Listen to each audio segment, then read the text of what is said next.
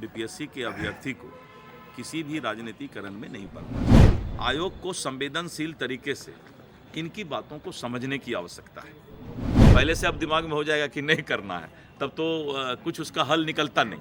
15 तारीख से बगहा से हम शुरुआत कर रहे हैं। उसके लिए हमारा सारा मैनेजमेंट का बारे में कल तय हुआ। इसमें कोई चेहरा नेतृत्व पर उसमें चर्चा नहीं होता है, क्या हम लोग छोटे चीज हैं। एक लेकिन पहली बार हो रही है कि कोई मैंने स्टेक होल्डर एनडीए के नीतीश जी का तो प्रदेश अध्यक्ष जुट रहे हैं और जिला कार्यकर्ताओं के साथ नीतीश जी का चेहरा है और नीतीश जी हमारे नेतृत्व के नेता हैं, तो इसलिए इन सब चीज़ों पर हम लोग प्रदेश अभी तो केंद्रीय नेतृत्व का काम है, हम लोग तो प्रदेश अध्यक्ष हैं, तो जुडिक्शन है हम लोग का अपना। हम लोग का काम है संगठन को मजबूत करके 2025 के चुनाव की तैयारी करना, यानी सेना और फौज को तैयार करना। और उसके बाद तो जो हमारे केंद्रीय नेतृत्व हैं वो उन सब स्तर पे सारी बातें होती है।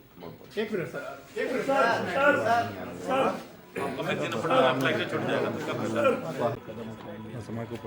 देखिए, अभी मैंने इनकी सारी बातें सुनी है।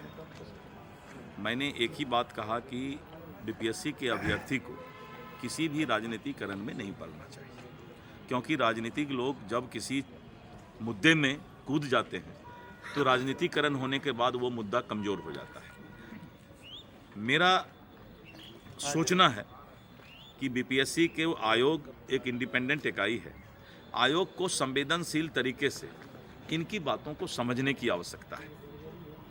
अभी आयोग ने बहुत अच्छा फैसला लिया कि एक सेंटर कैंसिल कर दिया, लेकिन उस सेंटर को कैंसिल करने के बाद जो उसके क्वेश्चन होंगे और जो पहले क्वेश्चन थे उनका स्टैंडर्ड, उनका क्वालिटी, उसमें कोई डिस्क्रिमिनेशन नहीं होना चाहिए।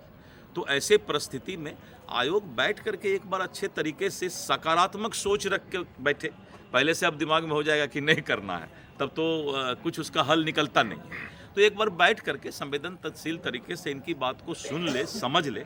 अगर लगता है कि नहीं इनकी बात में कुछ सच्चाई है तो आयोग को जरूर चिंता इनके मांगों पर करना चाहिए। आप कोई कमेटी बनाने की मांग कर रहे हैं? नहीं, मैंने कहा कि अगर आयोग अकेले कोई चीज़ फैसला लेने में लग रहा है उनको कि सक्षम नहीं है, तो इनमें 2-3 लोगों का कमेटी भी बनाया जा सकता है कि भाई इनका जो है आप एक बार सुन के 2-3 दिन का समय नहीं है तो जल्दी कोई रिपोर्ट दे करके उस पर फैसला लें। इस मामले में सर लाठीचार्ज भी, अपोजिशन भी इसको एक बड़ा मामला बनाया आपने। देखिए है क्या है बताते हैं, लाठीचार्ज और ये सब चीज़ जो है वो उस समय का क्या सिचुएशन रहा होगा और कैसे क्या परिस्थिति पैदा हुई होगी, तो उस पर अभी कोई सवाल नहीं है। अभी तो सवाल है कि इनका जो मांग है उस पर गंभीरता से और सकारात्मक तरीके से कोई फैसला, उचित फैसला इनको हो, लेकिन जो भी है कानूनन हो, सर्वसम्मति से हो और आयोग के नियम के